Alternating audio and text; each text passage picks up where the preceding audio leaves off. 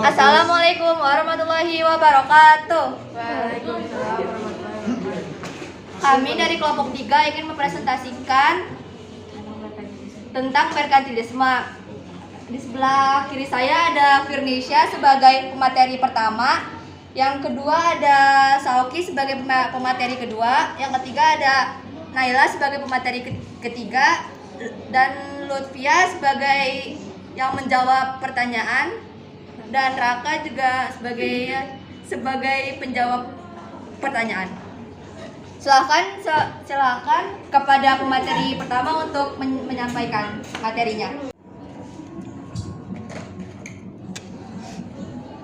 Yang pertama, pengertian merkantilisme. Secara bahasa, pengertian merkantilisme berasal dari bahasa Inggris merchant yang artinya pedagang, dan ism yang berarti paham, atau merkantilisme itu paham pedagang.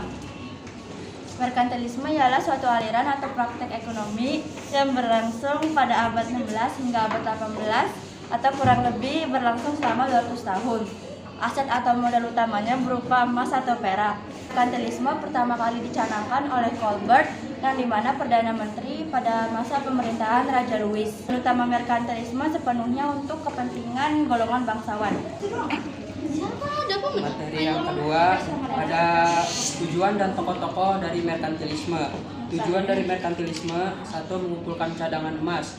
2. Memperoleh neraca perdagangan yang baik. 3. Mengembangkan pertanian dan industri. 4. Memegang monopoli atas perdagangan luar negeri. Tokoh-tokohnya antara lain: 1. Anthony Serra yang lahir pada tahun 1568 di Italia. 2. Ada Thomas Kuhn yang lahir pada tahun 1571 di London.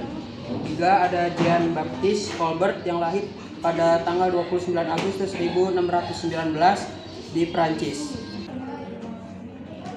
Selanjutnya materi yang ketiga yaitu ciri-ciri merkantilisme. 1. Berupaya mengumpulkan dan memiliki logam mulia. 2. Mendorong perdagangan luar negeri untuk melengkapi perdagangan dalam negeri. 3. Menggalakkan kegiatan industri untuk mengubah bahan baku menjadi bahan jadi untuk diekspor. 4. Menggalakkan pertumbuhan penduduk. Yang kelima, negara turut mengawasi dan ikut campur tangan dalam pertumbuhan perekonomian. 2, 3. Materi yang keempat yaitu adalah kebijakan yang dijalani dalam merkantilisme. 1. Mengenakan bea cukai yang sangat tinggi. 2. Menciptakan koloni di luar negeri. 3. Melarang daerah koloni untuk melakukan perdagangan dengan negara lain. 4. Memonopoli pasar dengan port pokok. 5. Melarang perdagangan untuk dibawa pulang dengan kapal asing. 6. Ada subsidi ekspor, dan yang ke-7 ada membatasi upah.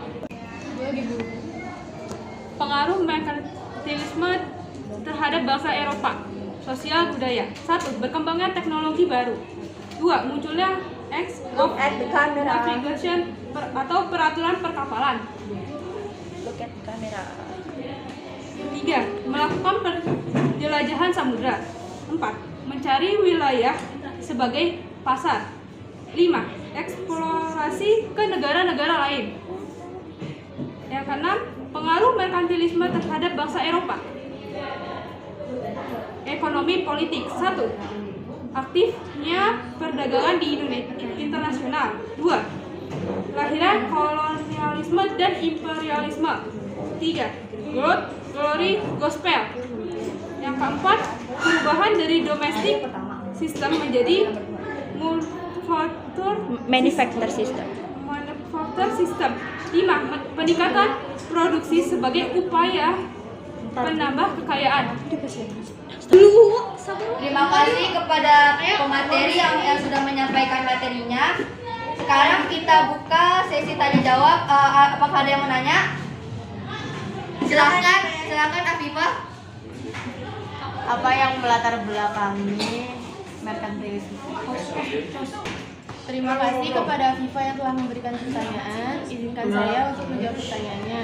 Apa yang melatar belakangi munculnya merkantilisme? Jawabannya adalah yang melatar belakangi munculnya merkantilisme adalah timbulnya perdagangan dan pelayaran dari benua Eropa dengan benua lain.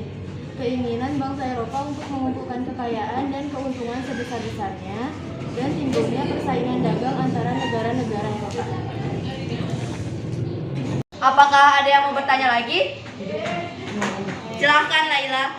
Kenapa merkantilisme sangat merugikan rakyat buruh? Terima kasih Laila yang sudah memberikan pertanyaan. Saya akan menjawab pertanyaan dari Laila.